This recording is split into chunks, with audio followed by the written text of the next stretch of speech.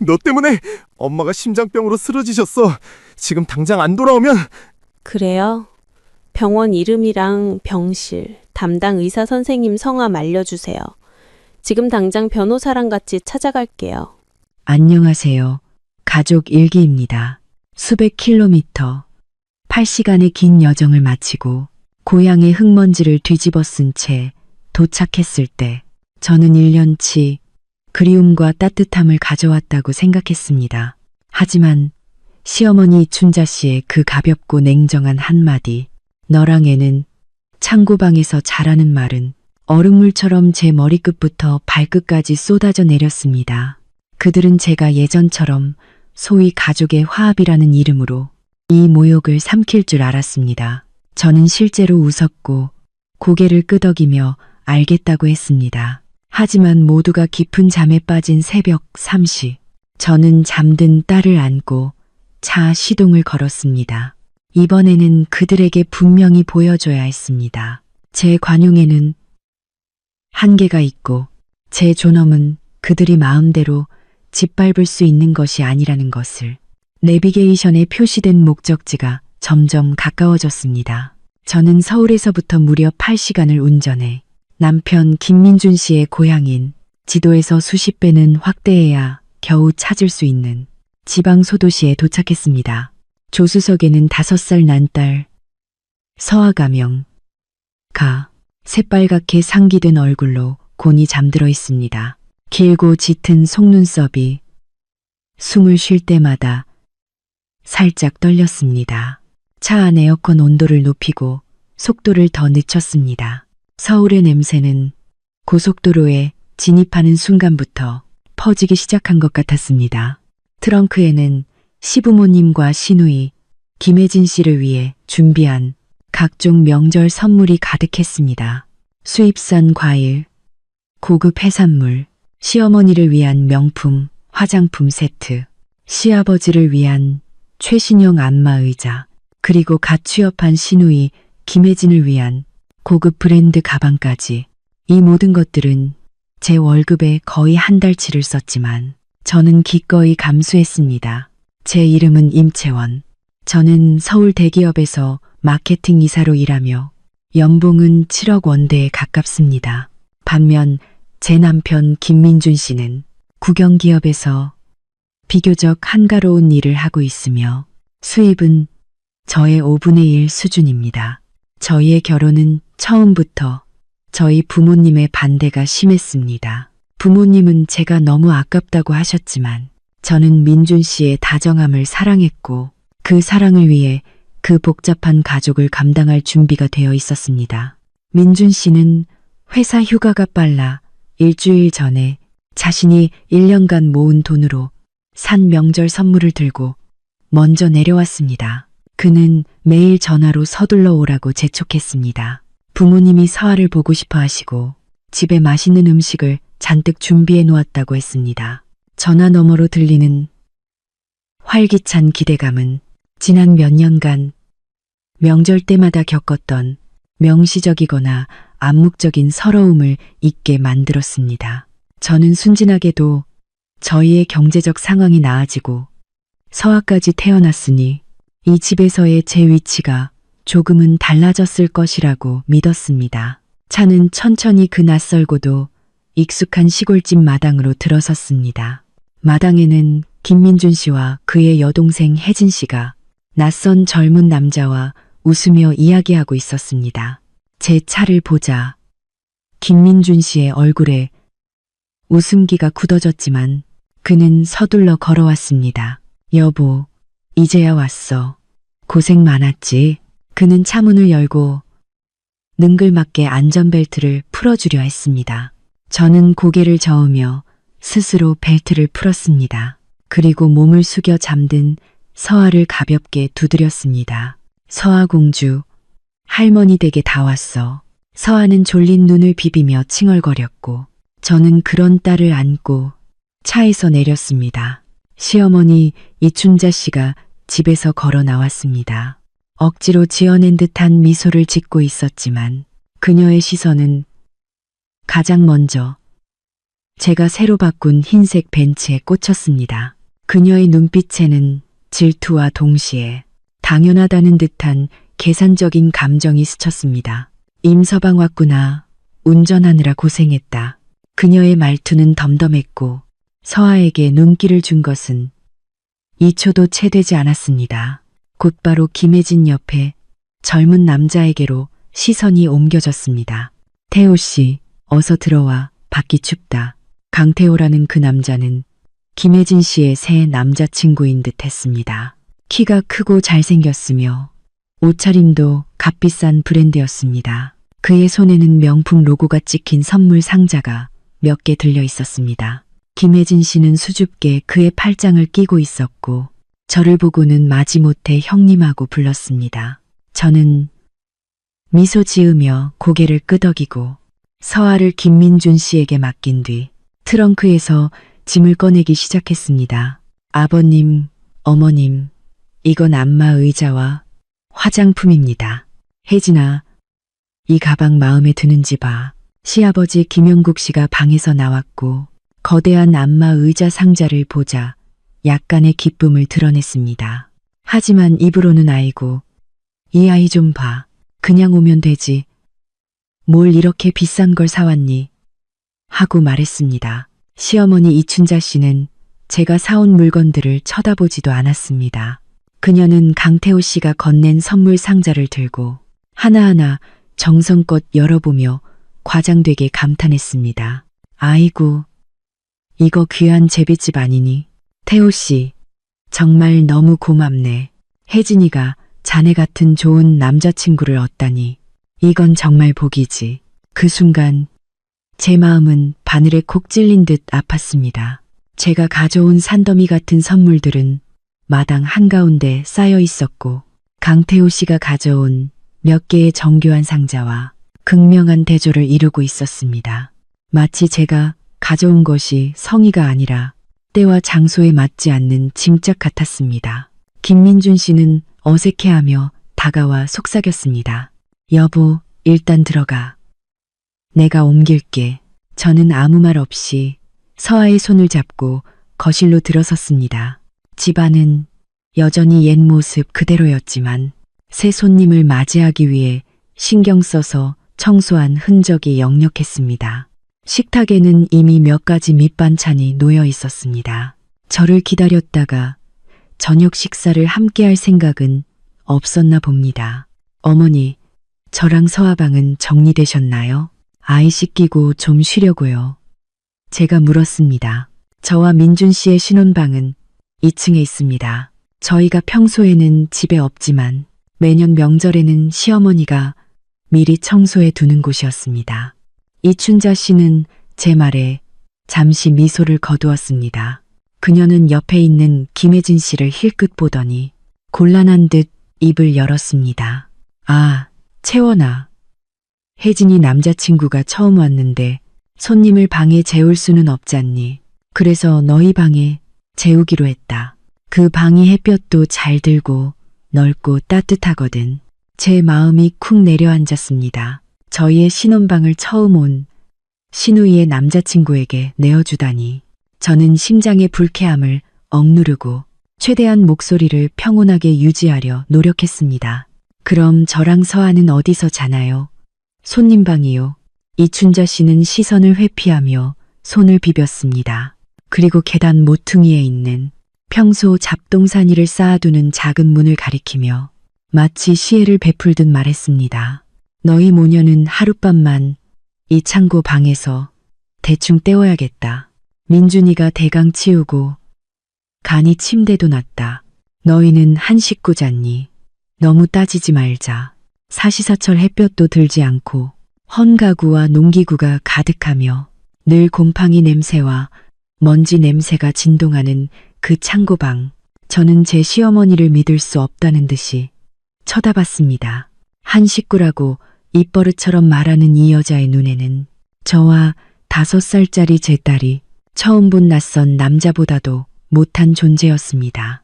따지지 말자는 말은 오로지 저만을 향한 것이었습니다. 저는 반사적으로 김민준 씨를 돌아보았습니다.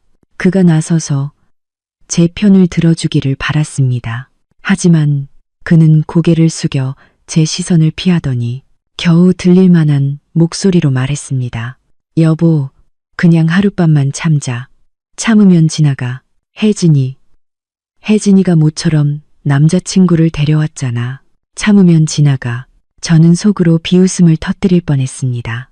늘 이랬습니다. 그는 매번 저에게 참으라고 했습니다.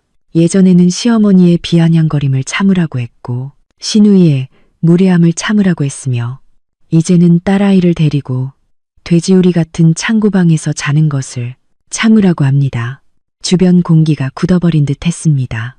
시누이 혜진과 남자친구 태호 씨는 옆에 서서 마치 연극을 보듯 저를 쳐다봤고 눈빛에는 약간의 고소함이 담겨 있었습니다. 시아버지 김영국 씨는 눈살을 찌푸리며 뭔가 말하려 했지만 시어머니의 눈빛에 저지당했습니다. 모두가 제가 폭발하기를 기다리고 있었습니다. 제가 마치 악다구니를 쓰는 아내처럼 소리를 지르면 그들은 당연히 저에게 개념 없고 불효한 며느리라는 낙인을 찍을 수 있었겠죠. 하지만 저는 깊게 숨을 들이쉬고 그들 모두가 예상치 못한 미소를 천천히 지었습니다. 환하고 밝아서 오히려 의아한 미소였습니다. 네, 좋아요. 저는 또렷하고 침착한 목소리로 말했습니다. 문제 없어요, 어머님. 아주 잘 정리하셨네요. 다 한 식구인데 뭘 따지겠어요. 피곤해서 서아 데리고 먼저 쉬겠습니다. 말을 마친 뒤 저는 아무도 쳐다보지 않고 아직 어리둥절한 서아의 손을 잡고 어둡고 곰팡이 냄새가 나는 창고방으로 향했습니다. 뒤에서는 그들이 안도하는 동시에 경멸하는 듯한 시선이 느껴졌습니다. 그들의 눈에는 이 도시 며느리의 마지막 자존심마저 결국 꺾였다고 생각했을 것입니다. 창고 문이 삐걱 소리를 내며 열렸습니다. 흙먼지, 곰팡이, 낡은 나무가 썩는 냄새가 뒤섞인 악취가 코를 찔렀고 서아는 참지 못하고 여러 번 기침을 했습니다. 저는 반사적으로 딸을 더 세게 끌어안고 제 몸으로 그 혼탁한 공기를 막아주려 했습니다. 방 안에는 불이 없었습니다. 오직 때가 잔뜩 낀 작은 창문으로 마당에서 들어오는 희미한 불빛만이 전부였습니다. 그 미약한 빛으로 방 안의 상태를 대강 파악할 수 있었습니다.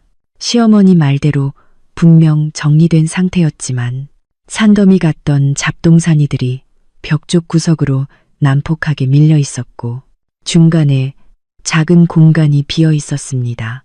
바닥에는 헌 소파에서 떼어낸 듯한 스펀지 매트가 깔려 있었고 그 위에는 얇고 딱딱한 이불이 덮여 있었습니다.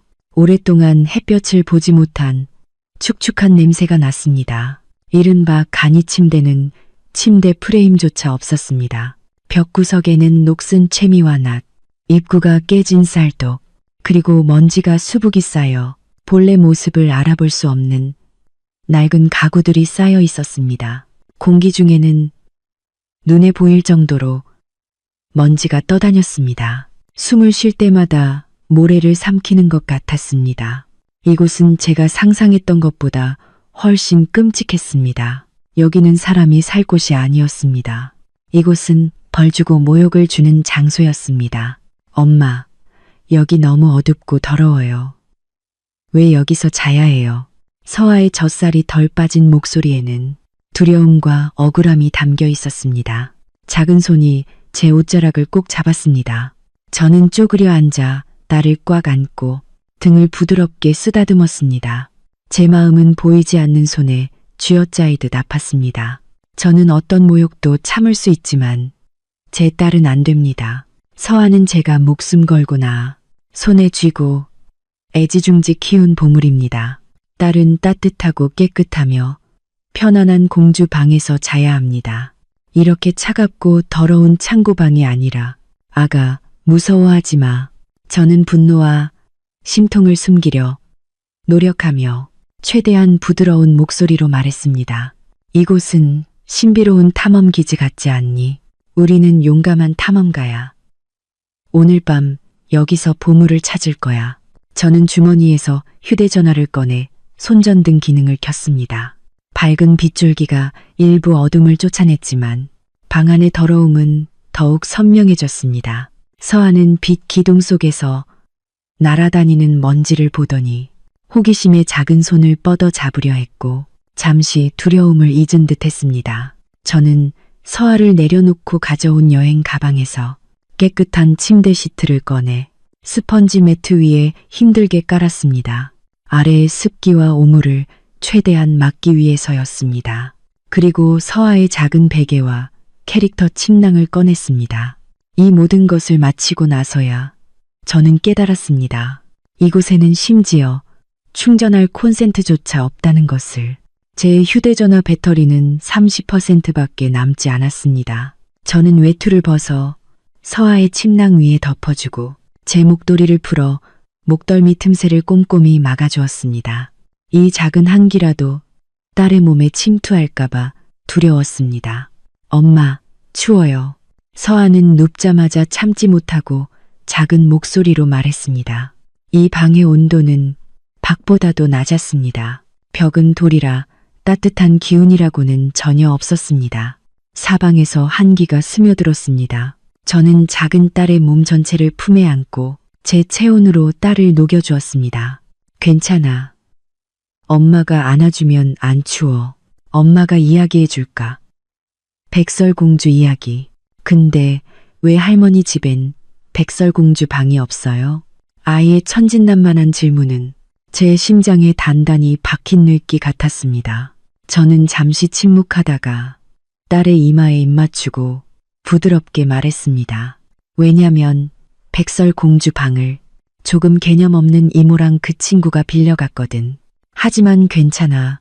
엄마는 우리를 위해 훨씬 더 예쁜 성을 찾아줄 거야.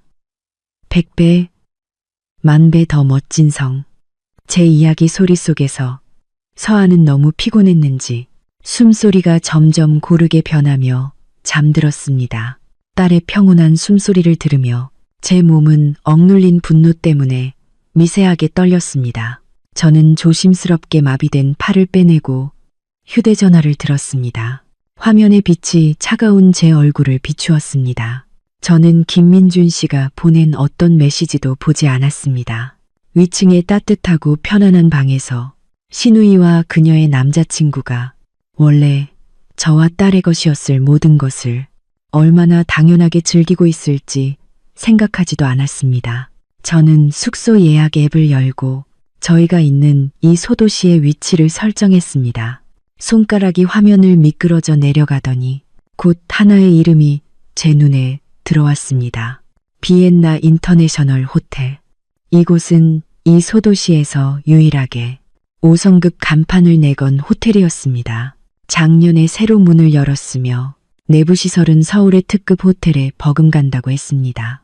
저는 망설임 없이 앱을 눌러 가장 비싼 친자 행정 스위트룸을 선택했습니다.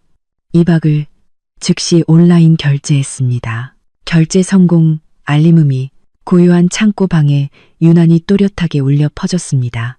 이 모든 것을 마치자 제 마음속 분노는 비로소 배출구를 찾은 듯 점차 가라앉았고 지금까지 느껴보지 못한 냉정함과 단호함이 찾아왔습니다. 저는 나약한 사람이 아닙니다. 직장에서는 상황을 날카롭게 판단하고 과감하게 결정하며 팀을 이끌어 어려운 난관을 극복해왔습니다.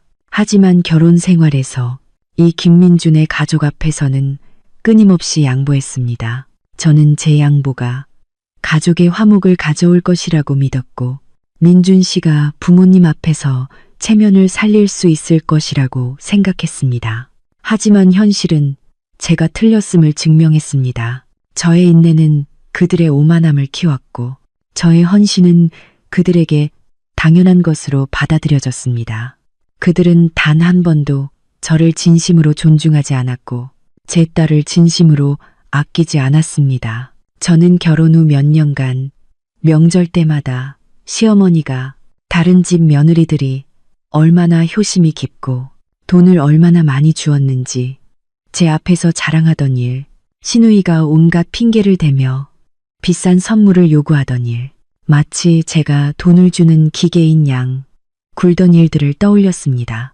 그리고 제 남편 김민준 씨는 늘 저 사람이 우리 엄마잖아.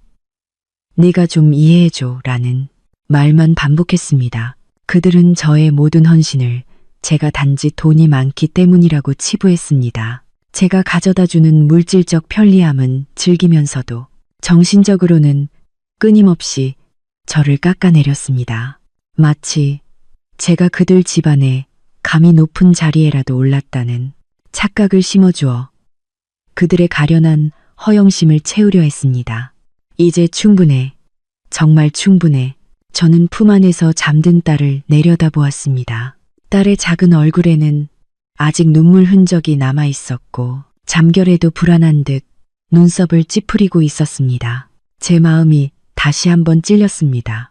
저는 저 자신을 희생할 수 있지만 제 딸은 안 됩니다. 저는 딸에게 최고의 삶을 제공하고 걱정 없이 자라게 하려고 열심히 일하고 돈을 벌었습니다.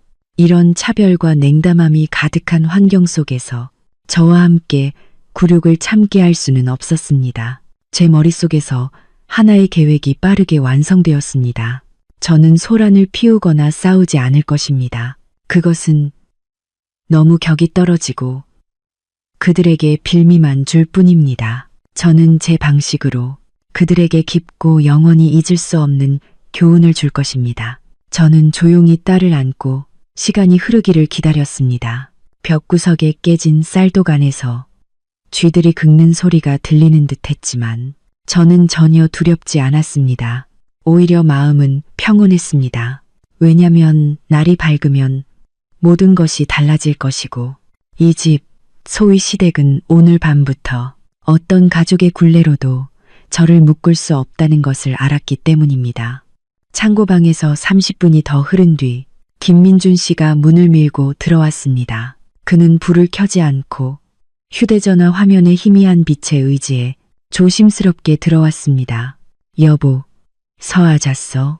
그는 목소리를 낮춰 물었습니다. 말투에는 아첨과 동시에 죄책감이 서려 있었습니다. 저는 대답하지 않고 그를 조용히 쳐다봤습니다. 어둠 속에서 그의 얼굴은 흐릿했지만 그의 초조함을 명확히 느낄 수 있었습니다. 오늘 네가 고생한 거 알아. 그는 한숨을 쉬며 제 옆에 앉아 제 손을 잡으려 했지만 저는 자연스럽게 피했습니다. 우리 엄마는 원래 그런 사람이야. 말은 툴툴거려도 마음은 여려.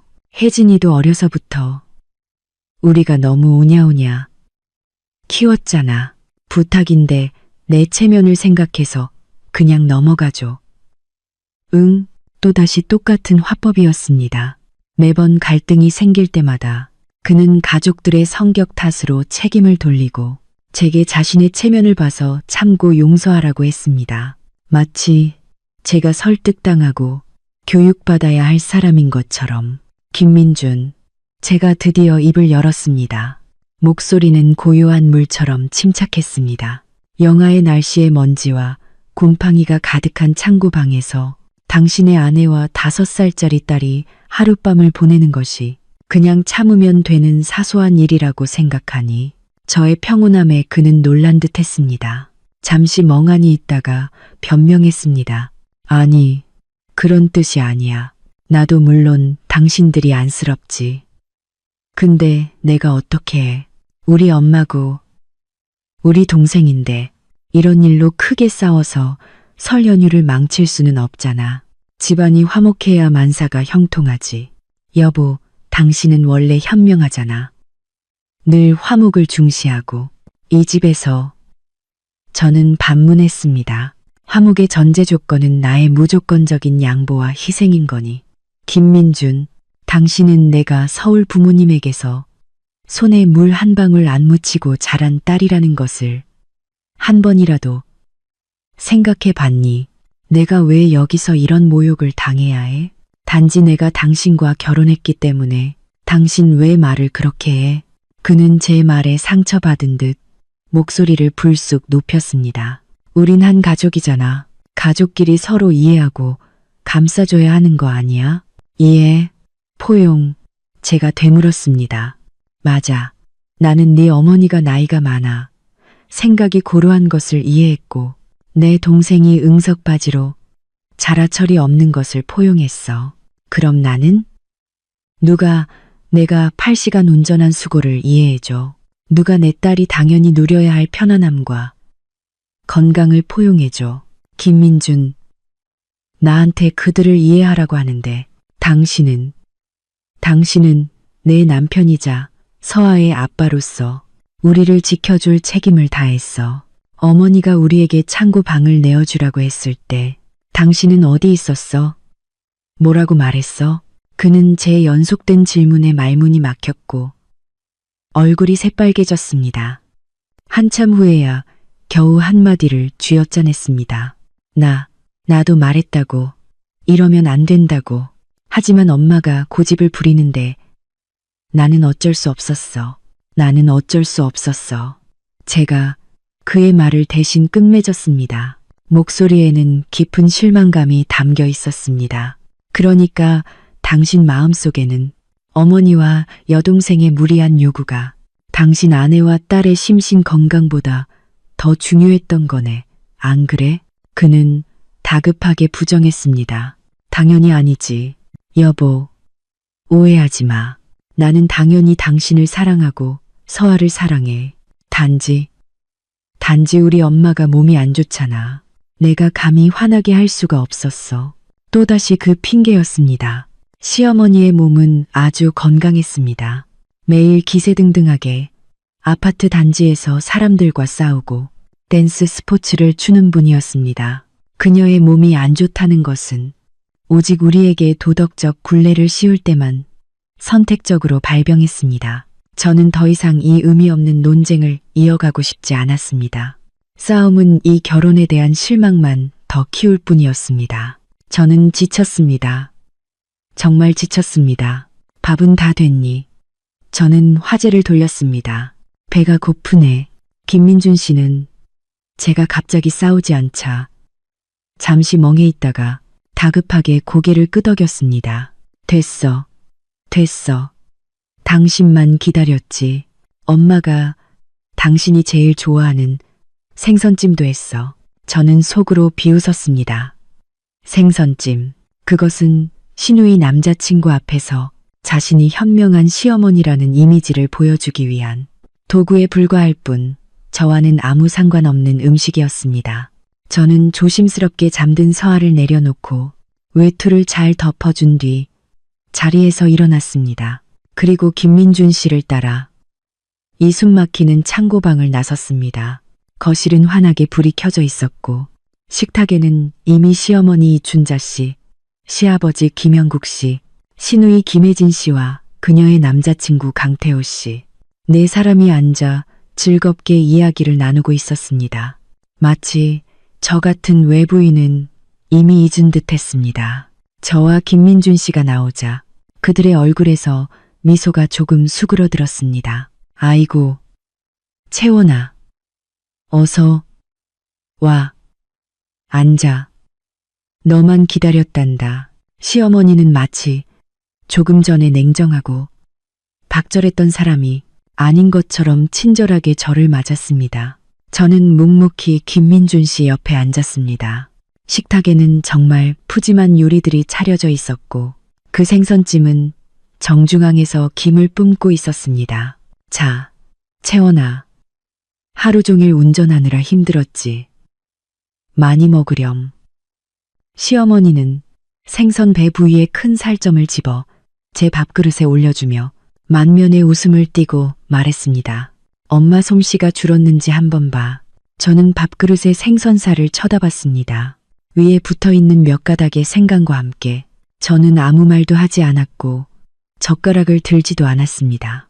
형님, 왜 안 드세요? 엄마가 한 음식이 맛없으세요? 옆에 있던 김혜진 씨가 비아냥거리는 투로 입을 열었습니다. 하기야, 서울에서 사내진미만 드셨으니 저희 집에 이런 소박한 음식이 눈에 들어올 리 없죠.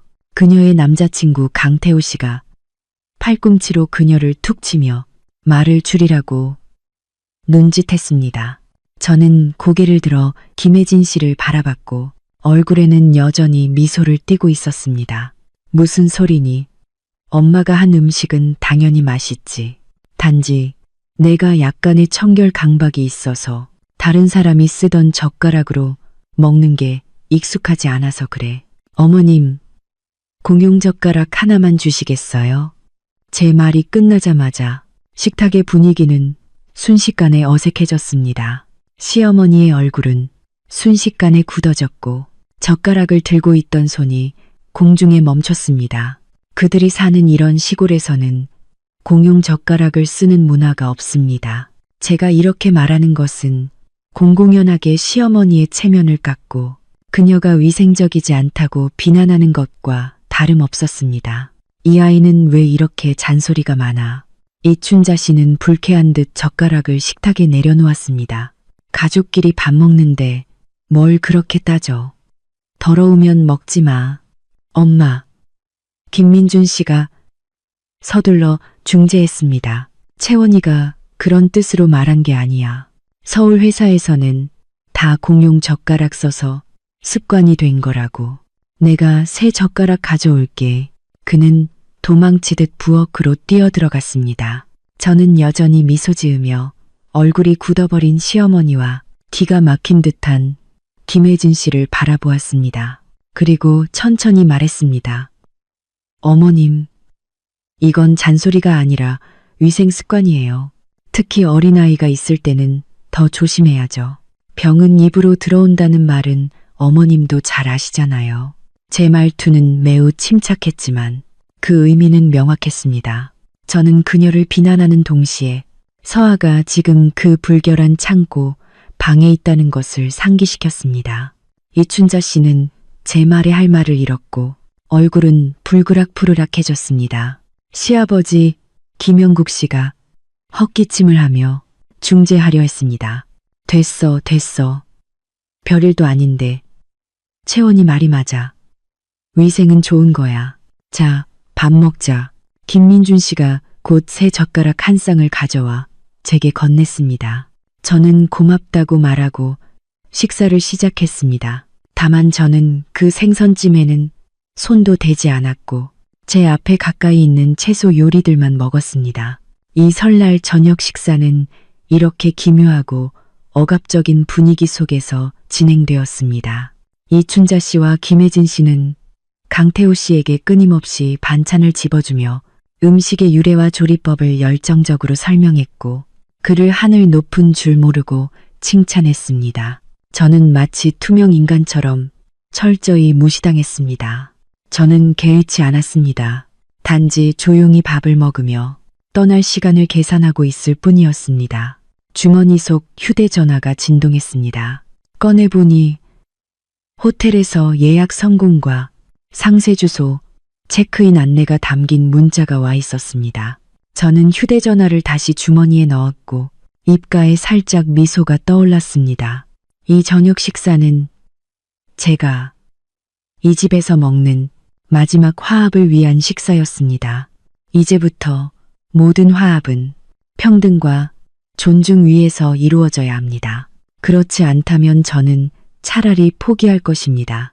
저녁 식사 후 시아버지와 김민준 씨는 강태호 씨와 거실에서 TV를 봤고 시어머니와 시누이는 부엌에서 접시를 닦으며 소곤소곤 이야기했습니다. 가끔 억눌린 웃음소리가 새어나왔는데 강태호 씨의 집안 배경이나 저에 대한 불만 같은 내용일 것입니다. 저는 그들의 어떤 활동에도 참여하지 않고 홀로 그 차가운 창고방으로 돌아왔습니다. 서아는 여전히 자고 있었지만 편안해 보이지 않았습니다. 작은 눈썹은 여전히 찌푸려져 있었습니다. 제가 이마를 짚어보니 약간 열이 있었습니다. 제 심장이 철렁 내려앉았습니다. 이 방은 너무 춥고 습하며 먼지가 많았습니다. 아이가 결국 아프기 시작한 것입니다. 이 사실은 제가 당장 떠나야 한다는 결심을 더욱 굳혔습니다. 저는 아무도 놀라게 하지 않고 제 여행 가방을 조용히 창고방으로 끌고 들어왔습니다. 그리고 서아의 옷, 약, 물병, 그리고 제 필수품 몇 가지를 간편한 여행 가방에 챙겼습니다. 트렁크에 있는 그 값비싼 명절 선물들은 단 하나도 가져갈 생각이 없었습니다. 그것들은 지난 몇 년간의 소위 친정에 대해 제가 치르는 마지막 대가라고 생각했습니다. 이 모든 것을 마친 후 휴대전화를 보니 시간은 밤 9시였습니다. 제가 계획했던 새벽 3시까지는 아직 6시간이 남아 있었습니다. 이 6시간이 이 집에서 제가 머무는 마지막 시간일 것입니다. 저는 스펀지 매트 위에 앉아 서아를 품에 안고 제 체온으로 딸을 더 따뜻하게 해주었습니다. 휴대전화를 꺼내 보조 배터리를 연결하고 밀린 업무 이메일을 처리하기 시작했습니다. 연말 연초라 회사에서는 원격으로 제가 결정해야 할 일들이 많았습니다. 어떤 순간에도 저에게 자신감과 존엄을 주는 것은 언제나 저의 일과 능력이라는 것을 누구보다 잘 알고 있었습니다. 시간은 초 단위로 흘러갔고 제 마음은 더욱 평온해졌습니다. 저는 심지어 저와 김민준 씨의 결혼 생활이 도대체 언제부터 이렇게 되었는지 생각할 여유까지 생겼습니다. 아마 제가 처음 그와 집에 왔을 때 그의 어머니가 저를 위아래로 훑어보더니 도시 아가씨라 연약해서 일은 못할 것 같다고 민준 씨에게 말했을 때부터였을까요? 아니면 우리가 결혼한 후 그의 여동생이 가진 이유로 돈을 빌려가고 단 한 번도 갚지 않았을 때부터였을까요? 혹은 제가 그와 대화하며 가족들 앞에서 제 편을 들어주기를 바랐을 때마다 그가 저에게 따지는 게 많고 도량이 좁다고 비난했을 때부터였을까요? 결국 제가 잘못했습니다. 저는 사랑이 모든 것을 이길 수 있다고 착각했고 저의 인내와 헌신이 그들의 존중과 수용을 가져올 수 있다고 오판했습니다. 저는 사랑을 과대평가했고 인간의 본성을 과소평가했습니다. 이 집에서 저는 영원히 외부인이었습니다. 그들이 필요했던 것은 며느리나 형님이 아니었습니다. 그것은 그들의 허영심을 충족시키고 그들의 집안에 실질적인 이익을 가져다주는 도구였습니다. 제가 더 이상 이 도구 역할을 거부하고 가장 기본적인 존중을 요구했을 때 갈등은 폭발했습니다. 밤 11시경 김민준 씨가 창고방으로 돌아왔습니다. 그에게서 술 냄새가 났습니다. 아무래도 강태호 씨와 술을 마신 모양입니다. 여보, 앉았어. 그는 다가와 저를 안으려 했지만 저는 몸을 틀어 피했습니다. 서아가 열이 좀 나는 것 같아 저는 침착하게 말했습니다. 그는 다급하게 서아의 이마를 만졌습니다. 좀 뜨겁네. 이런 고생을 당신과 아이에게 시키다니 다 내 잘못이야. 그는 자책하는 표정이었습니다. 내가 지금 가서 엄마한테 말할까? 혜진이랑 남자친구가 창고 방에서 자고 당신들이 방에서 자라고 저는 그를 쳐다보았지만 어이가 없었습니다. 상황이 이 지경까지 와서야 그는 이 해결책을 떠올렸습니다. 이제 와서 뭐 하려고? 됐어. 저는 덤덤하게 거절했습니다. 지금 가서 말하면 당신 어머니는 내가 뒤에서 이간질했다고 생각할 거야. 또 집안이 시끄러워지겠지. 그냥 하룻밤만 참자. 제가 일부러 이렇게 말하자. 그는 제가 정말로 이성적이라고 생각하고 안도했습니다. 제 옆에 누워 저를 품에 안았습니다. 여보, 당신은 정말 좋은 사람이야. 이해해줘서 고마워. 내일 내가 꼭 그들한테 단단히 말할게. 저는 몸부림치지 않고 그가 안도록 내버려 두었습니다. 그의 품은 한때 저의 가장 따뜻한 안식처였지만 지금은 차갑고 거리감이 느껴졌습니다. 저는 눈을 감고 잠든 척했습니다. 얼마나 시간이 흘렀을까. 귓가에 그의 고른 숨소리가 들려왔습니다. 그는 잠들었습니다. 저는 눈을 떴고 어둠 속에서 제 눈은 놀라울 정도로 빛났습니다. 휴대전화를 보니 시간은 새벽 2시 45분이었습니다. 때가 되었습니다. 저는 조심스럽게 김민준 씨의 팔을 밀어내고 가볍게 일어나 앉았습니다. 그리고 허리를 굽혀 잠든 서아를 가장 조심스러운 움직임으로 두꺼운 외투에 감싸 안았습니다.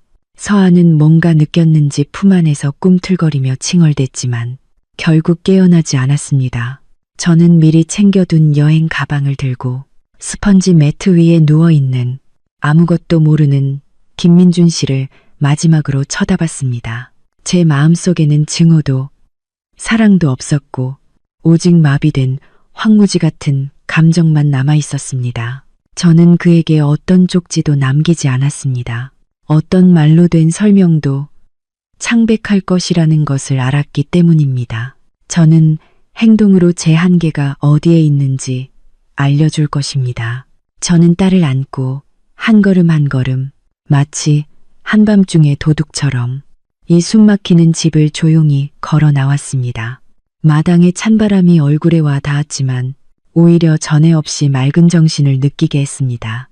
저는 뒤돌아보지 않았습니다. 서아를 조수석에 조심스럽게 눕히고 안전벨트를 메어준 뒤 에어컨 온도를 높였습니다. 그리고 차 시동을 걸었습니다. 흰색 벤츠는 침묵하는 섬광처럼 시골의 밤을 가르고 빠르게 멀어졌습니다. 새벽 3시의 소도시는 하루 종일의 소란을 벗고 고요했습니다. 넓은 도로는 텅 비어 있었고 가로등만이 제 차의 그림자를 길게 늘어뜨렸습니다. 저는 차 안에 음악을 틀었습니다. 잔잔한 선율이 밀폐된 공간에 흘러나와 마음속의 억압과 피로를 씻어주었습니다. 품 안의 서아는 깊이 잠들어 있었습니다. 차 안이 충분히 따뜻했는지 그녀의 찌푸려진 미간이 점차 펴지고 작은 얼굴에는 평온함이 돌아왔습니다. 저는 딸을 바라보며 미안함과 애틋함을 느꼈습니다. 저의 나약함 때문에 딸이 이 고생을 함께 했습니다. 이제부터 다시는 없을 거야. 비엔나 인터내셔널 호텔은 소도시의 가장 중심에 위치해 있었습니다. 주변의 낮은 건물들 사이에서 홀로 솟아있는 새 건물은 단연 돋보였습니다. 화려한 조명이 호텔 건물을 대낮처럼 밝히고 있었고 깊은 밤이었지만 제복을 입은 도어맨이 예의 바르게 맞이했습니다. 저는 호텔 입구에 차를 세웠고 도어맨이 즉시 달려와 차 문을 열어주었습니다. 그리고 무전기로 포터에게 연락했습니다. 손님, 안녕하십니까? 비엔나 인터내셔널 호텔에 오신 것을 환영합니다. 아이를 안아다 드릴까요? 도어맨은 전문적이고 따뜻한 미소를 짓고 있었습니다. 고마워요. 괜찮아요. 얘가 잠들어서요. 제가 직접 안을게요. 저는 그의 호의를 거절하고 조심스럽게 서아를 품에 안았습니다. 다른 도어맨은 이미 수레를 끌고 와 제 차에서 여행 가방을 내려주었습니다. 호텔 로비로 들어서자 따뜻한 향기로운 냄새가 물씬 풍겨왔습니다. 시어머니 댁의 차갑고 곰팡이 냄새와는 천지 차이였습니다. 로비는 금빛으로 번쩍였고 윤이 나는 대리석 바닥, 화려한 크리스털 샹들리에, 그리고 프런트 직원의 부드러운 환대가 저를 마치 다른 세상에 온 듯한 기분이 들게 했습니다. 임채원 고객님, 예약 확인되었습니다.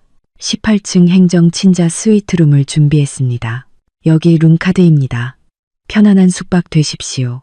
프런트 직원은 양손으로 룸카드를 건넸습니다. 전 과정이 효율적이고 사려 깊었습니다. 저는 서아를 안고 서비스맨의 안내를 따라 18층으로 직행하는 전망 엘리베이터에 탔습니다. 엘리베이터가 천천히 올라가자 유리창 너머로 소도시의 밤 풍경이 한눈에 들어왔습니다. 수많은 집의 불빛이 반짝였지만 저를 위해 켜진 불빛은 하나도 없었습니다. 하지만 괜찮았습니다. 오늘부터는 제가 저 자신의 등대이기 때문입니다. 스위트룸 문이 열리자 따뜻한 기운이 확 느껴졌습니다. 방은 매우 넓었고 독립된 거실, 침실 하나, 그리고 아이를 위해 특별히 디자인된 아동방이 있었습니다. 아동방에는 귀여운 캐릭터 침대가 놓여 있었고 바닥에는 부드러운 카펫이 깔려 있었습니다. 다양한 장난감과 그림책까지 준비되어 있었습니다. 저는 서아를 그 캐릭터 침대 위에 조심스럽게 내려놓고 두꺼운 외투를 벗긴 뒤 부드러운 오리털 이불을 덮어주었습니다. 딸은 편안한 환경을 느꼈는지 잠결에 입맛을 다시고 몸을 뒤척이더니 계속 깊은 잠에 빠졌습니다. 딸을 재우고 나서야 저는 이 새로운 공간을 둘러볼 여유가 생겼습니다. 거실의 통유리창 밖으로는 도시의 야경이 펼쳐졌습니다. 침실에는 거대한 더블 침대가 있었고 침구는 고급 면사로 부드럽고 섬세했습니다.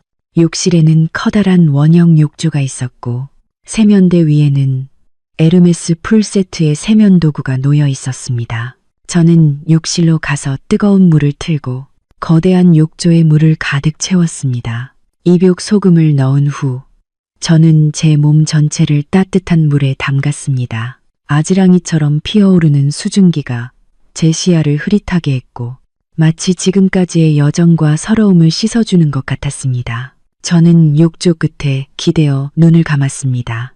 머릿속은 텅 비었습니다. 앞으로 무슨 일이 일어날지, 김민준 씨가 깨어나 저희가 사라진 것을 알면 얼마나 놀랄지는 생각하고 싶지 않았습니다. 그 순간 저는 그저 이 짧은 평화와 자유를 만끽하고 싶었습니다. 목욕을 마친 후 호텔에서 제공하는 실크 잠옷으로 갈아입으니 온몸에 생기가 돌았습니다. 저는 거실로 가서 레드 와인 한 잔을 따르고 통유리창 앞에 서서 바깥 야경을 조용히 바라봤습니다.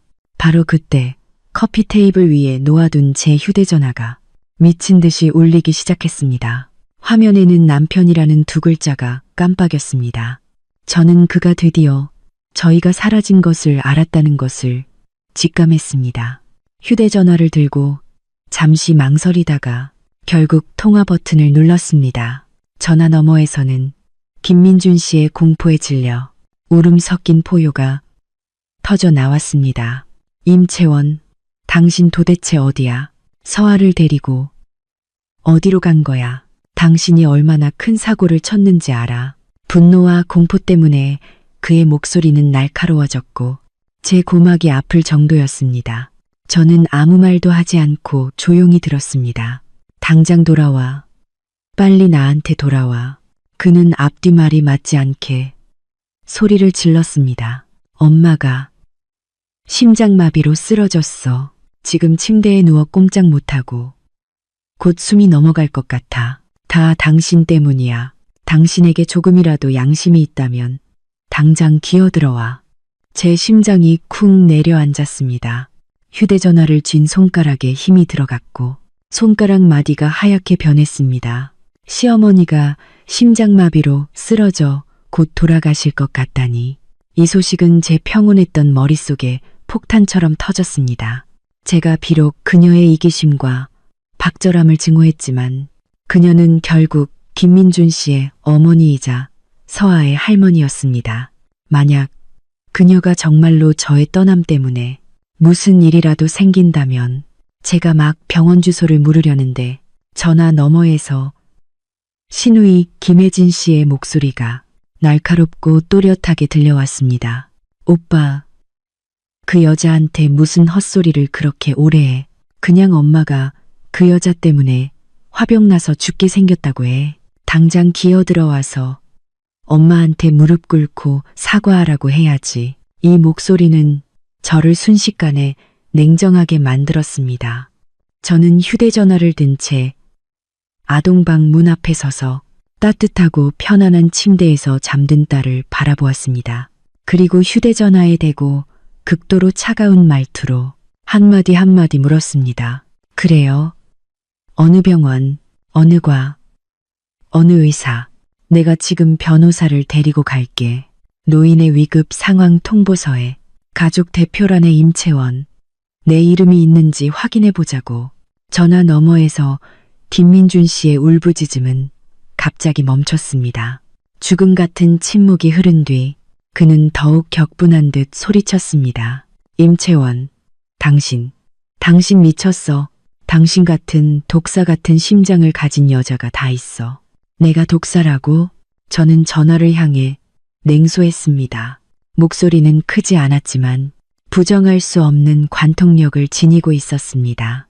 김민준, 당신이 전화해서 당신 어머니의 생명을 담보로 나에게 도덕적 굴레를 씌우려 할 때 5살 난 당신 딸이 영하의 온도에 먼지가 가득한 창고방에서 열이 오르고 있다는 사실을 당신은 생각했어. 누가 독사 같은 심장을 가졌지. 전화 너머는 다시 침묵에 잠겼습니다. 저는 김민준 씨가 지금 얼마나 화가 났을지 상상할 수 있었지만 반박할 말을 찾지 못하고 있다는 것도 알았습니다. 어머니가 병으로 쓰러져 곧 숨이 넘어갈 것 같다면서 당신들은 구급차를 부르는 대신 나한테 전화해서 화를 낼 시간이 있어? 그래, 저는 계속해서 따져 물었습니다.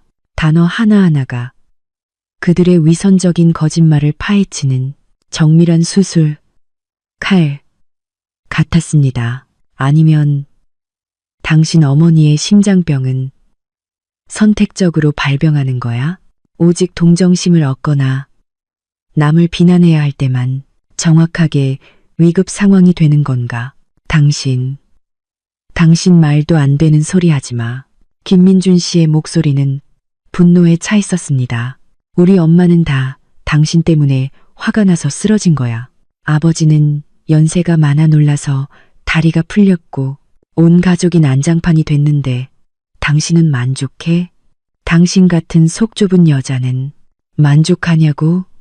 나는 하나도 만족스럽지 않아. 제 목소리는 여전히 침착했지만 지친 단호함이 묻어 있었습니다. 김민준, 마지막으로 딱 한 번 말할게. 첫째, 나는 그 소위 집이라는 곳에 돌아가지 않아. 더러워서 싫어. 둘째, 서아는 지금 아주 잘 있어. 따뜻하고 깨끗하고 안전한 5성급 호텔 스위트룸에서 자고 있어. 너희 집의 쥐도 싫어할 창고 방이 아니라. 셋째, 당신이 정말 문제를 해결하고 싶다면 여기서 나에게 소리 지르지 말고 내일 아침 8시까지 당신 어머니 이춘자 씨와 김혜진 씨에게 당신들이 도대체 무엇을 잘못했는지 생각해내라고 해. 생각해내지 못한다면 우리에게 다시는 연락할 필요 없어. 말을 마치자마자 저는 그에게 소리칠 틈조차 주지 않고 단호하게 전화를 끊었습니다. 그리고 비행기 모드로 전환했습니다. 세상은 순식간에 고요해졌습니다. 저는 길게 한숨을 쉬었습니다. 가슴속에 뭉쳐있던 응어리가 드디어 해소된 것 같았습니다. 저는 아동방으로 가서 서아가 여전히 곤히 자는 것을 확인했습니다.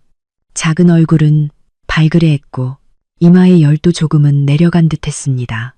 저는 몸을 숙여 딸의 깨끗한 이마에 가볍게 입 맞췄습니다. 아가, 엄마는 다시는 아무도 널 괴롭히게 하지 않을 거야. 저는 작게 속삭였습니다. 이 모든 것을 마친 후 저는 메인 침실로 돌아와 푹신한 침대에 몸을 던졌습니다. 연속 8시간의 운전, 게다가 정신적인 고도의 긴장과 분노로 인해 지금은 온몸에 피로가 밀려왔습니다. 저는 내일 무슨 일이 일어날지 생각할 기력조차 없었습니다. 눈을 감자마자 거의 즉시 잠에 빠졌습니다. 저는 전에 없이 깊고 편안하게 잠들었습니다. 창고방의 역겨운 냄새도 숨막히는 압박감도 귀에 들리는 위선적인 인사치레나 박절한 비난도 없었습니다. 다시 눈을 떴을 때 창밖에 눈부신 햇살이 눈을 찔렀습니다. 휴대전화를 보니 이미 다음 날 아침 9시가 넘었습니다. 이것은 제가 결혼 5년 동안 설날 아침에 가장 늦게 일어난 날이었습니다. 매년 저는 날이 밝기도 전에 일어나 시어머니와 함께 차례상 음식을 준비해야 했고 쉴 새 없이 찾아오는 친척들을 맞이하느라 팽이처럼 바빴으며 따뜻한 밥 한 술 제대로 먹지 못했습니다. 저는 기지개를 켰고 온몸에 뼈마디가 펴지는 듯한 편안함을 느꼈습니다. 커다란 통유리창을 통해 들어오는 햇살이 방 전체에 쏟아졌고 따뜻하고 아늑했습니다. 엄마, 일어났어요. 아동방에서 서아의 맑은 목소리가 들려왔습니다. 저는 다가가서 딸이 이미 옷을 갈아입고 카펫에 앉아 호텔에서 준비해둔 레고 블록을 가지고 노는 것을 보았습니다. 좋은 아침. 나의 아가, 잘 잤어요. 서아는 즐겁게 작은 얼굴을 들어 보였습니다. 엄마, 여기가 우리 새 집이에요. 할머니 집보다만 배는 더 예뻐요. 여기 좋아요. 딸의 천진난만한 웃는 얼굴을 보자 제 마음속 마지막 일말의 걱정도 사라졌습니다. 저는 제가 더할 나위 없이 올바른 결정을 내렸다는 것을 알았습니다. 저는 휴대전화의 비행기 모드를 해제했습니다. 신호가 복구되는 순간 수십 통의 부재중 전화와 카카오톡 메시지 알림이 미친 듯이 쏟아져 들어왔습니다. 김민준 씨, 시어머니, 시아버지에게서 온 전화였고 심지어는 모르는 번호도 몇 개 있었습니다. 아마 집안 친척들일 것입니다. 저는 부재중 전화는 무시하고 바로 카카오톡을 열었습니다. 김민준 씨가 보낸 메시지는 처음에는 분노에 찬 저주에서 나중에는 공포에 질린 혼란으로 그리고 새벽 5, 6시경에는 저자세의 애원으로 바뀌어 있었습니다. 그 말투의 변화 속도는 놀라웠습니다. 여보, 내가 잘못했어. 화 풀고 빨리 돌아와. 우리 얘기 잘해보자. 서아는 어때? 열은 내렸어. 나 너무 걱정돼. 내가 잘못한 거 알아. 내가 못났어. 너희를 지켜주지 못했어. 다시 한번 기회를 주면 안 될까? 도대체 어디야? 전화 좀 받아봐. 나 미치겠어. 그리고 시어머니 이춘자 씨는 그야말로 중량급 선수였습니다. 김혜진 씨에게 카카오톡 사용법을 배운 듯 수십 개의 음성 메시지를 보냈습니다. 하나를 틀자 그 익숙한 날카롭고 중후한 고함 소리가 방 전체에 퍼졌습니다. 채원아, 너 같은 천하의 악독한 며느리, 우리 김씨 집안이 8대째 피를 토할 지경이다. 너 같은 속 좁은 여자를 며느리로 맞다니. 대체 설날에 애를 데리고 어디로 간 거야? 우리 김씨 집안 대를 끊으려고 작정했냐? 돈 좀 있다고 유세 떠는 거니? 우리 시골 사람들 무시하는 거지. 너 잊지 마. 김민준이 없었으면 너는 씨도 못 부렸어. 내가 경고하는데 오늘 당장 돌아와서 나한테 머리 조아리고 사과하지 않으면 내가 네 회사에 가서 난장판을 만들 거야. 내 상사에게 내 본 모습이 어떤지 보여줄 거야. 저는 무표정하게 듣고 있었고 심지어 약간 웃음이 나왔습니다. 이런 상황까지 와서도 그녀는 여전히 이런 저급한 수단으로 저를 위협하고 있었습니다. 그녀는 아마 영원히 이해하지 못할 것입니다. 이런 위협들이 저에게는 아무 소용이 없을 뿐만 아니라 오히려 그녀의 추악한 본성을 더 명확히 보여줄 뿐이라는 것을 저는 더 이상 듣고 싶지 않아 그녀를 카카오톡에서 차단해 버렸습니다. 그리고 저는 천천히 호텔룸 서비스에 전화를 걸었습니다. 여보세요. 1808호로 가족 조식을 가져다 주세요. 아메리칸 블랙퍼스트 하나, 아동 메뉴 하나, 그리고 핸드드립 커피 한 포트를 추가해 주세요. 감사합니다. 전화를 끊고 창밖의 파란 하늘과 흰 구름을 바라보았습니다. 기분은 더할 나위 없이 상쾌했습니다. 김민준 씨와 그의 가족은 그 난장판 속에서 스스로 반성하도록 내버려 둘 것입니다. 이 전쟁은 이제 막 시작되었습니다. 호텔 조식은 곧 도착했습니다. 정교한 카트 위에는 따뜻한 음식이 놓여 있었습니다. 노릇하게 구워진 토스트, 완벽하게 익은 달걀 프라이, 그리고 서아가 가장 좋아하는 딸기 팬케이크와 생과일 오렌지 주스. 와, 엄마, 만화 영화에 나오는 아침 식사 같아요. 서아는 흥분해서 환호했습니다. 저희는 넓고 밝은 거실에 앉아 맛있는 아침 식사를 즐기며 TV에서 나오는 만화 영화를 봤습니다. 햇살이 통유리 창을 통해 저희에게 쏟아졌고 따뜻하고 아늑했습니다. 이것이 바로 명절에 누려야 할 모습이었습니다. 편안하고 즐거우며 계산과 서러움으로 가득 찬 것이 아니었습니다. 아침 식사 후 저는 서아를 데리고 호텔의 온수 수영장으로 갔습니다. 거대한 볼풀장, 다양한 미끄럼틀과 그네는 서아를 즐겁게 했고 맑은 웃음소리가 놀이시설 전체에 퍼졌습니다. 저는 옆 휴식 공간에 앉아 커피를 마시며 딸의 행복한 모습을 바라봤습니다. 마음은 평화로웠습니다. 저는 시댁 쪽이 절대 가만히 있지 않을 것이라는 것을 알고 있었습니다. 시어머니를 차단했지만 김민준 씨의 전화는 끊임없이 걸려왔습니다. 저는 받지 않았습니다. 다만 가끔 그가 보내는 카카오톡 메시지만 확인했습니다. 그의 말투는 이미 애원에서 초조함으로 바뀌었고 심지어 은근한 협박까지 하기 시작했습니다. 임채원, 당신 도대체 뭘 원하는 거야? 일을 이렇게까지 복잡하게 만들어야겠어. 마을 사람들이 모두 알게 됐다고. 친척들이 다 물어본다고. 우리 부모님 체면은 당신이 다 깎아내렸어. 당신이 안 돌아오면 나도 가만히 있지 않을 거야. 이 메시지들을 보고 저는 그저 냉소했습니다. 체면. 그들이 저와 아이를 창고방에서 자게 하는 짓을 했을 때는 체면이 깎이는 줄 몰랐으면서 이제 일이 커지고 통제 불능이 되자 그제야 체면을 생각합니다. 오후에 저는 예상치 못한 전화를 받았습니다. 대학교 친구이자 변호사인 주아 씨였습니다. 그녀는 서울에서 자신의 로펌을 운영하는 유명한 철의 여인이었습니다. 채원아, 너 실시간 검색어에 뜬 거 알아? 전화가 연결되자마자 주아 씨의 목소리가 들려왔습니다. 걱정과 장난기가 섞인 목소리였습니다. 저는 잠시 멍해졌습니다. 무슨 실검? 너 당장 포털 뉴스나 SNS 봐봐. 며느리 8시간 운전에 시댁 갔더니 창고방에 재워. 분노하며 가출. 지금 실검 11위에 랭크되어 있어. 모자이크 처리했지만 차를 보니 너인 것 같더라. 저는 깜짝 놀라 서둘러 SNS를 켰습니다. 과연 한 지역 정보 채널이 어디서 소식을 들었는지 이 사건을 과장해서 올린 것이었습니다. 이름은 언급되지 않았지만 첨부된 사진은 제 흰색 벤츠가 시댁 마당에 주차된 모습이었습니다.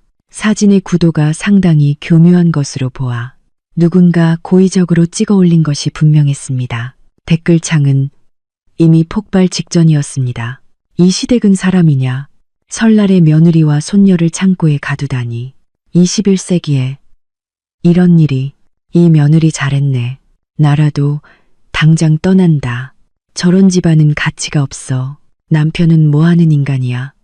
아내와 아이가 모욕당하는데 입 다물고 있다니.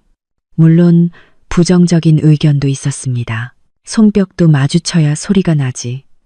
며느리도 보통은 아닐 듯. 요즘 여자들이 너무 유난이야. 창고방에서 하룻밤 자면 어때? 예전엔 다 그렇게 살았어. 분명 관심 끌려고 조작한 거겠지. 저는 이 댓글들을 보며 만감이 교차했습니다. 사건이 이런 식으로 공론화될 줄은 몰랐습니다. 이 사진은 분명 김 씨 가족이 직접 찍어 올린 것일 것입니다. 여론을 이용해 저에게 압력을 가하고 저를 불효한 며느리 이미지로 만들려 했을 것입니다. 하지만 결과적으로는 불똥이 스스로에게 튀어 오히려 상황을 그르친 꼴이 되었습니다. 어떻게 할지 결정했어? 내가 나설까? 주아 씨의 목소리가 다시 들려왔습니다. 우리 로펌에 전문 홍보팀이 있어. 순식간에 여론을 뒤집을 수 있고 겸사겸사 그 괴짜 시댁을 아동학대로 고소할 수도 있어. 고맙지만 괜찮아. 주아. 저는 숨을 깊게 들이마시고 최대한 목소리를 평온하게 유지했습니다. 이건 우리 집안일이고 내가 직접 해결하고 싶어. 게다가 그들이 이렇게 소란을 피운 게 오히려 나한테 도움이 됐어. 도움이 됐다고? 주아 씨는 의아해했습니다. 응. 저는 냉소했습니다. 그들이 체면을 원했잖아. 이제 시와도 전체가 그들의 영광스러운 업적을 알게 됐으니 이제부터 초조할 사람은 내가 아닐 거야. 전화를 끊고 저는 소도시의 지역 온라인 커뮤니티에 접속했습니다. 아니나 다를까 SNS의 글이 커뮤니티에 옮겨졌고 지역 뉴스의 특성상 토론 열기가 더 뜨거웠습니다. 심지어는 내부 사정을 아는 사람이 시댁이 사는 마을과 성씨를 폭로하기 시작했습니다. 김 씨 가족은 이번에 정말 온 도시에서 유명해진 것입니다. 저는 휴대전화를 끄고 인터넷의 소란에 더 이상 신경 쓰지 않았습니다. 저는 서아를 데리고 호텔의 온수 수영장에서 오후 내내 수영했고 저녁에는 꼭대기층의 회전 뷔페 레스토랑에서 식사를 했습니다. 서아는 그렇게 멋진 레스토랑을 처음 봐서 흥분으로 얼굴이 상기되었고 접시를 들고 이리저리 뛰어다니며 모든 것을 맛보고 싶어 했습니다. 딸의 만족스러운 모습을 보자 저는 더할 나위 없이 행복했습니다. 돈으로 산 이 행복은 비록 피상적일지라도 진실했습니다. 그것은 시댁의 위선적인 친절과 값싼 화합보다 만 배는 더 소중했습니다. 밤 10시. 저는 시아버지 김영국 씨에게서 걸려온 예상치 못한 전화를 받았습니다. 이 사건 이후 그가 처음으로 저에게 연락한 것이었습니다. 전화 너머에서 그의 목소리는 늙고 지쳐 보였고 평소의 위험은 전혀 찾아볼 수 없었습니다. 채원아, 너랑 서아는 지금 어디 있니? 저희 잘 있습니다. 아버님은 걱정하지 마세요. 저는 덤덤하게 대답했습니다. 그는 한참 동안 침묵하더니 겨우 한숨을 길게 쉬었습니다. 내 어미도 혜진이도 잘못을 깨달았단다. 인터넷에 떠도는 이야기들은 마음에 담아두지 말아라. 다 한 가족인데 이렇게 소란을 피워서 남들에게 웃음거리가 되어서야 되겠니? 아버님, 지금은 남들의 웃음거리가 문제가 아니에요. 제 목소리는 매우 평온했습니다. 문제는 아버님 댁에서 저와 서아를 단 한 번도 한 가족으로 여긴 적이 없다는 것입니다. 우리가 그는 변명하려 했지만 결국 한숨으로 바뀌었습니다. 너 돌아와줘. 응? 무슨 서러움이 있는지 우리 앞에서 다 이야기해보자. 네가 밖에 이러고 있으니 나와 네 어미 마음도 편치 않구나. 마음이 편치 않다고요? 제가 되물었습니다. 저희를 창고방으로 내쫓을 때는 저희가 마음이 편할지 생각이나 하셨나요? 인터넷에 사진을 퍼뜨려 제 명예를 훼손하려 했을 때는 제가 마음이 편할지 생각이나 하셨나요? 아버님, 사람은 이렇게 이중잣대를 들이대면 안 됩니다. 전화 너머에는 다시 길고 긴 침묵이 흘렀습니다. 그럼 너는 도대체 뭘 원하는 거니? 그의 목소리에는 애원하는 기색이 섞여 있었습니다. 저는 창밖의 화려한 야경을 바라보며 한마디 한마디 또렷하게 말했습니다. 간단해요. 이춘자 여사님과 김혜진 씨가 직접 호텔로 와서 저와 서아에게 공식적으로 사과하는 것입니다. 그렇지 않으면 대화는 없습니다. 제 요구는 잔잔한 호수에 던져진 돌멩이처럼 김 씨 집안에 거대한 파문을 일으켰습니다. 시아버지는 전화 너머에서 한참을 침묵하더니 결국 거의 간청하는 목소리로 말했습니다. 채원아, 네 어미는 체면 때문에 그럴 수 없다. 그러지 말고 내가 대신 사과하면 안 될까? 아무리 그래도 연장자잖니. 아버님, 이건 체면 문제가 아닙니다. 존중의 문제입니다. 저는 그의 말을 끊었습니다. 오늘 그분이 오지 않는다는 것은 그분의 마음속에 연장자로서의 권위가 저라는 며느리와 서아라는 손녀의 존엄보다 더 중요하다는 것을 의미합니다. 그렇다면 저희는 더 이상 이야기할 필요가 없습니다. 그리고 저는 덧붙였습니다. 저는 아버님들과 상의하는 것이 아니라 통보하는 것입니다. 내일 정오 12시까지 호텔 로비에서 그들을 볼 수 없다면 저희는 즉시 서울로 돌아갈 것입니다. 그 후로는 이혼 수속 외에는 더 이상 어떤 교류도 없을 것입니다. 이혼, 시아버지의 목소리가 갑자기 8도 높아졌습니다. 충격과 공포로 가득 차 있었습니다. 이것은 그들이 전혀 예상하지 못한 결과였을 것입니다. 그들의 생각에는 저처럼 아이가 있는 여자가 감히 이혼을 입에 담을 수 없을 것이라고 여겼을 것입니다. 김민준 씨가 돈은 많이 못 벌어도 국영기업의 안정된 직장에 다니고 있으며 그들 김씨 집안의 유일한 뿌리라고 생각했을 것입니다. 이혼입니다. 제 말투는 비정상적으로 단호했습니다. 이 결혼 생활은 이미 충분히 겪었습니다. 남편과 아버지로서 아무런 책임감도 없는 김민준 씨, 그리고 어른으로서 자애심이라고는 없는 아버님 댁에서 제 딸이 이렇게 기형적인 환경에서 자라게 하고 싶지 않습니다. 재산 문제는 걱정하지 마십시오. 제 명의의 부동산과 예금은 모두 혼전 재산이며 단 한 푼도 나누어 주지 않을 것입니다. 서아의 양육권은 끝까지 싸울 것입니다. 만약 법정으로 가야 한다면 저희 모녀를 창고방에 재워 아이가 아프게 된 사실, 그리고 인터넷에 저를 악의적으로 비방한 증거들을 판사님께 제출하는 것을 망설이지 않을 것입니다. 저는 제 카드를 냉정하게 꺼내 보였습니다. 이 말들은 제가 마음속으로 수없이 연습했던 것들이었습니다. 이것이야말로 그들이 이해할 수 있는 유일한 언어라는 것을 알았습니다. 소위 가족애나 도덕은 이런 극도로 이기적인 사람들 앞에서는 휴지 조각에 불과했습니다. 오직 그들의 가장 근본적인 이익에 타격이 가해졌을 때만 그들은 진정한 공포를 느낄 것입니다. 과연 전화 너머에서 시아버지는 완전히 당황했습니다. 그는 흥분하지 마라. 잘 이야기해보자. 절대 이혼만은 안 된다고 횡설수설하며 결국 황급히 전화를 끊었습니다.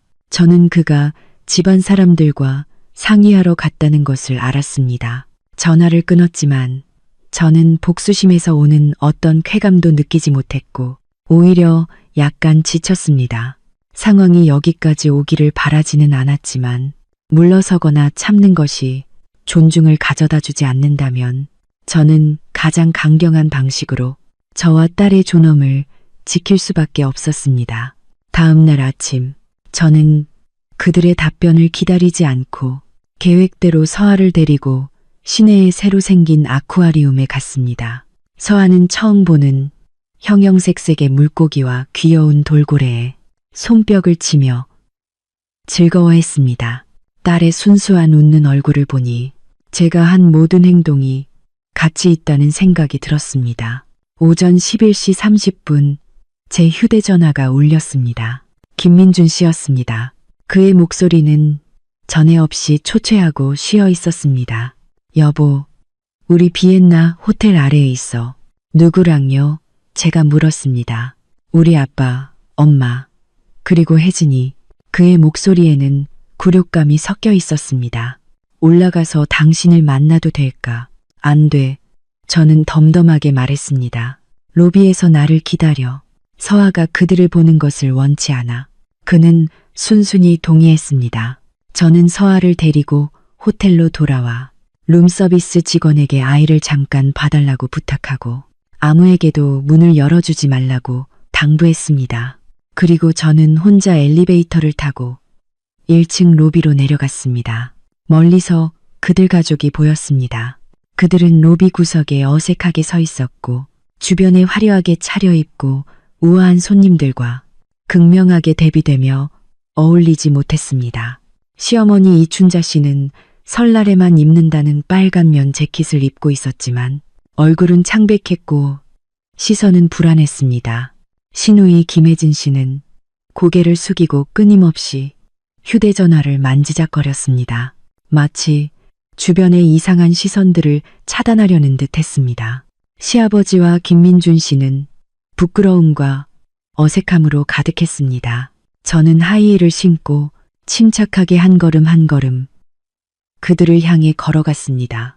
발걸음 하나하나가 그들의 연약한 자존심을 짓밟는 것 같았습니다. 말씀하세요.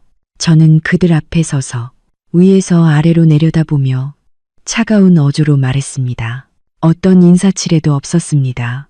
이춘자 씨의 입술은 떨렸고 눈빛에는 원망과 불만이 가득했지만 단 한마디도 입 밖으로 내지 못했습니다. 자신이 늘 무시하던 며느리에게 공개적으로 사과하는 것은 그녀에게 죽기보다 힘든 일이었을 것입니다.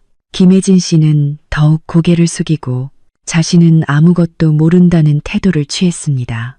결국 시아버지 김영국 씨가 먼저 입을 열었습니다. 그는 손을 비비며 우는 것보다 더 힘든 억지 미소를 지었습니다.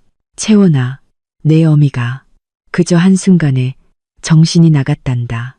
이번 한 번만 용서해 주렴. 사과하세요. 저는 그를 무시하고 이춘자 씨를 바라보며 제 요구를 반복했습니다. 그녀는 제 의미를 깨달은 듯 깊게 숨을 들이마시고 마침내 고개를 들었습니다. 제 눈을 바라보며 최대한 큰 목소리로 말했습니다. 채원아, 어제 일은 내가 잘못했다. 너희를 창고방에서 자게 한 것은 내가 잘못했다. 너에게 그리고 서아에게 미안하다. 말을 마치자 그녀는 눈물을 흘렸습니다. 하지만 그 눈물 속에 후회가 얼마나 있고 굴욕이 얼마나 있는지는 알 수 없었습니다. 그러고 나서 그녀는 김혜진 씨에게로 고개를 돌려 호통쳤습니다. 그리고 너 당장 형님께 사과하네. 김혜진 씨는 입술을 깨물었고 불만이 가득했습니다. 하지만 모든 시선이 집중되자 결국 마지못해 저에게 말했습니다. 형님, 죄송해요. 이 늦은 사과는 저에게 어떤 기쁨도 주지 못했습니다. 저는 이것이 그들이 이해득 씨를 따진 후 내린 어쩔 수 없는 선택이라는 것을 알았습니다. 그들의 본성은 이 때문에 바뀌지 않을 것입니다. 하지만 이것으로 충분했습니다. 제가 원했던 것은 그들의 진심 어린 뉘우침이 아니라 분명한 태도였습니다. 앞으로 제 딸이 이런 부당한 대우를 다시는 받지 않도록 확실히 하는 것이었습니다. 오늘 저는 제 강경함으로 저희 모녀의 존중을 쟁취했습니다. 사과의식은 호텔 로비에서 진행되었고 많은 손님의 호기심 어린 시선을 끌었습니다. 김 씨 가족은 모든 사람 앞에서 그들에게는 치욕적인 이 연극을 마쳤고 하나같이 잿빛 얼굴이었습니다. 좋아요. 사과는 받았습니다. 저는 그들을 바라보며 전혀 누그러지지 않은 말투로 말했습니다. 하지만 이것으로 모든 것이 끝난 것은 아닙니다. 그들은 제가 또 어떤 가혹한 요구를 할까봐 긴장하며 저를 바라봤습니다. 이번 설 연휴는 저와 서아는 호텔에서 보낼 것입니다. 돌아가세요. 저는 퇴거 명령을 내렸습니다. 뭐라고요? 김민준 씨가 가장 먼저 소리쳤습니다. 여보, 우리가 사과했잖아. 뭘 더 원하는 거야? 설날에 집에 안 있고 호텔에서 지내는 게 말이 돼? 친척들이 뭐라고 생각하겠어. 그들이 뭐라고 생각하든 나는 상관없어. 저는 차갑게 그를 바라봤습니다. 내가 신경 쓰는 것은 서아의 건강과 나의 기분이야. 당신들이 우리를 진정으로 존중하는 법을 배우기 전까지는 그 집에 발을 들여놓지 않을 거야. 임채원 당신. 이춘자 씨가 다시 화를 내려 했지만 시아버지에게 제지당했습니다. 좋다. 좋다. 내 마음을 강요하지 않겠다. 시아버지 김영국 씨는 서둘러 중재했습니다. 그는 이제 정말로 제가 이혼할까봐 두려워하는 듯 했습니다. 너희는 호텔에서 지내렴. 너희가 행복하면 된다.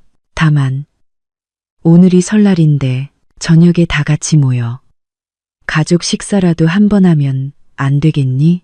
호텔 중식당에서 내가 예약할게. 제발, 제발 부탁한다.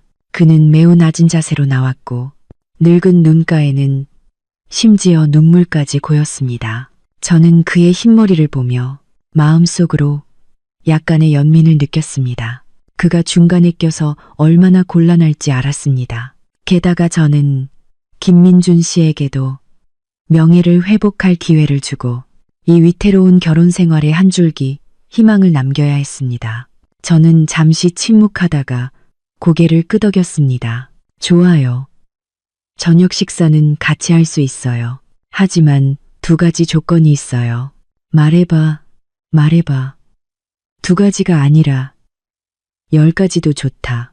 김민준 씨는 구명줄이라도 잡은 듯 다급하게 말했습니다. 첫째, 식사 시간에는 어떤 불쾌한 이야기도 꺼내지 마세요. 누구든 꺼내면 저는 즉시 서아를 데리고 나갈 거예요. 둘째, 저는 잠시 멈췄다가 그들 모두를 차례로 바라보았습니다. 그리고 최종적으로 김민준 씨의 얼굴에 시선을 고정했습니다. 이 저녁 식사는 당신이 계산해야 합니다. 당신의 돈으로요. 제 두 번째 조건은 모두를 얼어붙게 만들었습니다. 그들의 관점에서는 연봉 수억 원인 저와 달리 김민준 씨는 월급이 몇백만 원에 불과했습니다. 그에게 5성급 호텔의 비싼 저녁 식사 비용을 내라고 하는 것은 하늘의 별을 따는 것과 같았습니다. 김민준 씨의 얼굴은 새빨개졌고 입을 벌리고 무언가 말하려 했지만 결국 아무 말도 하지 못했습니다.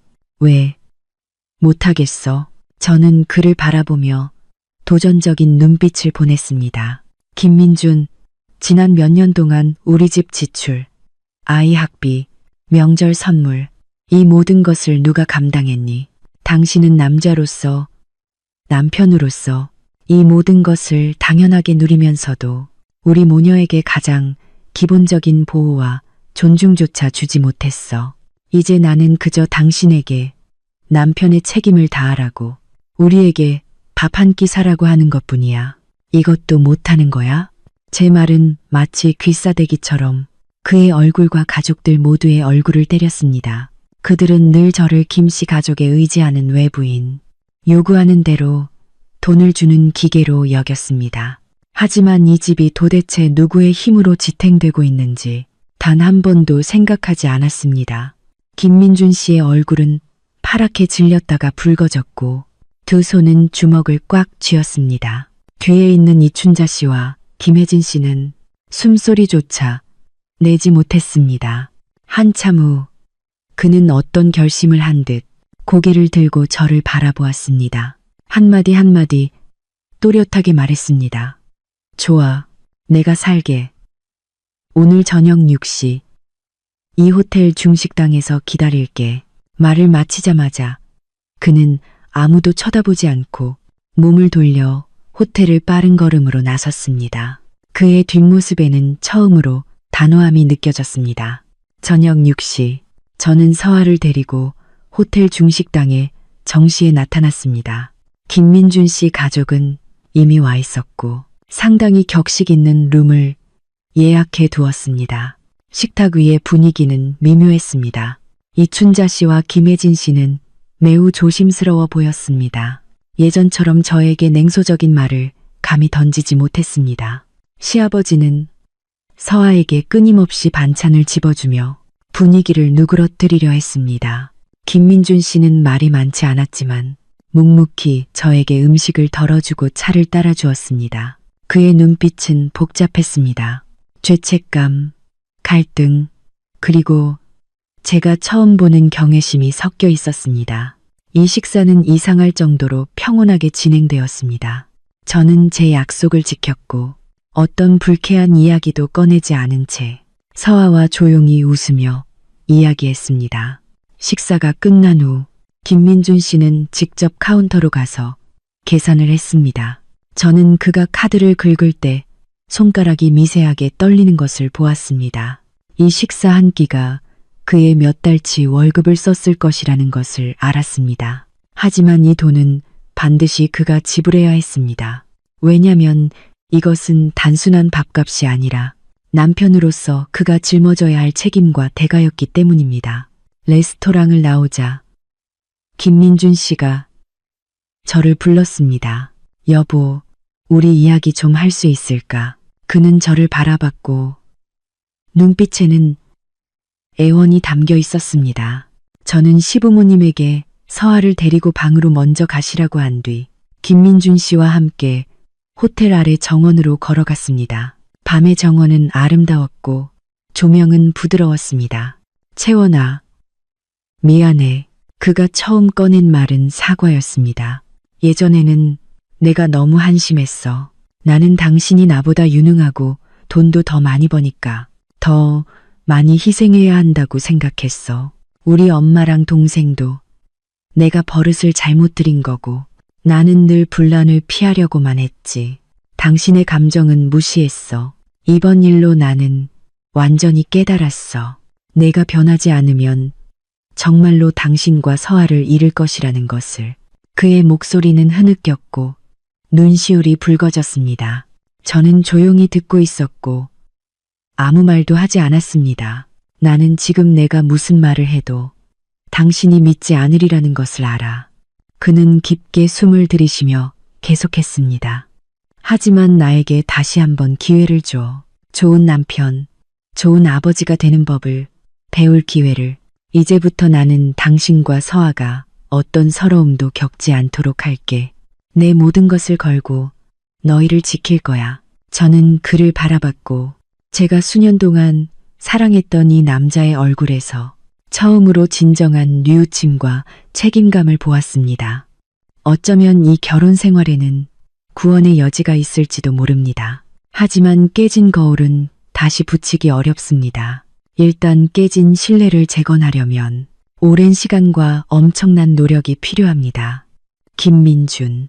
저는 드디어 입을 열었습니다. 목소리는 평온하고 또렷했습니다. 나는 이혼 이야기를 꺼내지 않을 수 있어.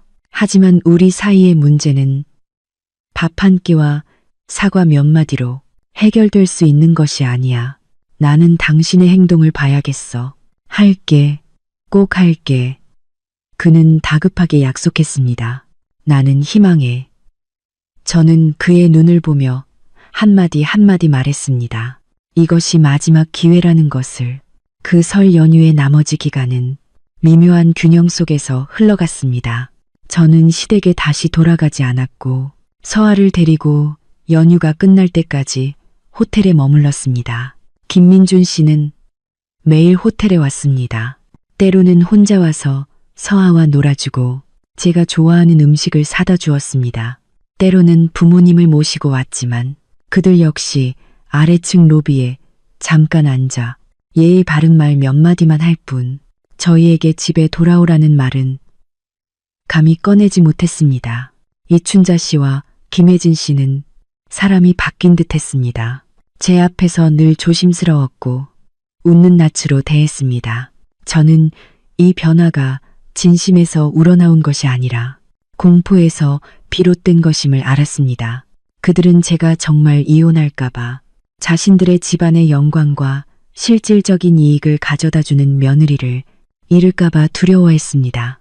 하지만 어떻든 그들의 행동은 저와 서아에게 오랫동안 잊었던 평온함을 가져다 주었습니다.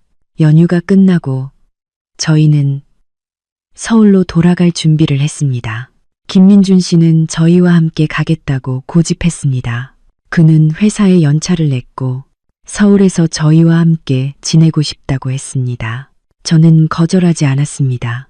떠나기 전 저는 그 흰색 벤츠에 차키를 시아버지께 드렸습니다.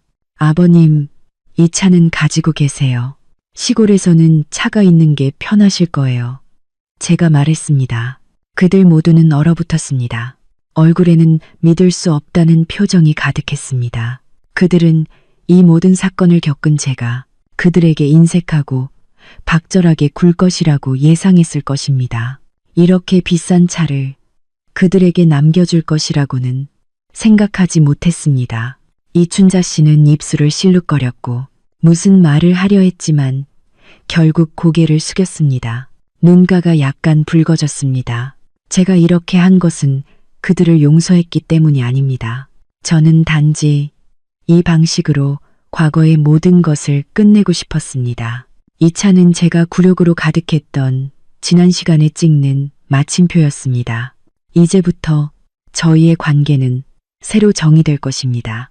더 이상 무조건적인 헌신과 착취가 아니라 평등과 존중을 기반으로 한거리를 둔 가족애입니다. 서울로 돌아온 후 김민준 씨는 정말 많이 변했습니다. 그는 자발적으로 집안일을 분담하기 시작했고 서아를 돌보는 법을 배웠습니다. 심지어 국영기업의 안일한 직장에 만족하지 않고 자신의 경력을 계획하기 시작했습니다. 그는 직장인 대학원에 등록하여 매일 밤늦게까지 공부했습니다. 자신은 더 이상 저의 후광 아래 살고 싶지 않다고 했습니다. 그는 저와 서아에게 진정으로 폭풍우를 막아줄 수 있는 남자가 되고 싶다고 했습니다. 저와 그의 관계는 이러한 노력 속에서 천천히 회복되었습니다. 가끔 시댁 문제로 작은 마찰이 생기기도 했지만 그는 더 이상 예전처럼 제가 혼자 감당하도록 내버려 두지 않았습니다. 그는 제 옆에 서서 함께 문제를 해결하는 법을 배웠습니다. 1년 후 저는 둘째를 임신했습니다. 임신 테스트기를 김민준 씨에게 보여주었을 때 그는 한참 동안 멍하니 있다가 키 180이 넘는 이 남자가 저를 끌어안고 아이처럼 울었습니다. 저는 우리가 드디어 그 어둠의 그림자에서 벗어났다는 것을 알았습니다. 설날 밤 창고방으로 쫓겨났던 저, 새벽 3시에 딸을 데리고 단호하게 떠났던 저는 저의 강경함과 비타협적인 태도로 저와 딸에게 존엄을 되찾아 주었을 뿐만 아니라 뜻밖에도 제 결혼 생활을 구원했습니다. 저는 종종 그 밤, 그 춥고 어두웠던 창고방을 떠올립니다. 그곳은 한때 저의 굴욕의 상징이었지만 이제는 제게 경종과도 같습니다. 여자의 선량함과 관용은 반드시 칼날을 지녀야 합니다. 당신은 양보를 선택할 수 있지만 그 전제는 상대방이 당신의 소중함을 아는 것입니다. 만약 그렇지 않다면 뒤돌아 떠나는 것이 당신 스스로에게 줄 수 있는 최고의 답입니다. 왜냐면 진정한 집이란 당신이 억지로 굴종해야 하는 곳이 아니라 당신이 모든 방비를 풀고 자유롭게 웃고 당당하게 살 수 있는 따뜻한 안식처이기 때문입니다. 본 이야기는 끝났습니다. 가족일기였습니다. 시청해 주셔서 감사합니다.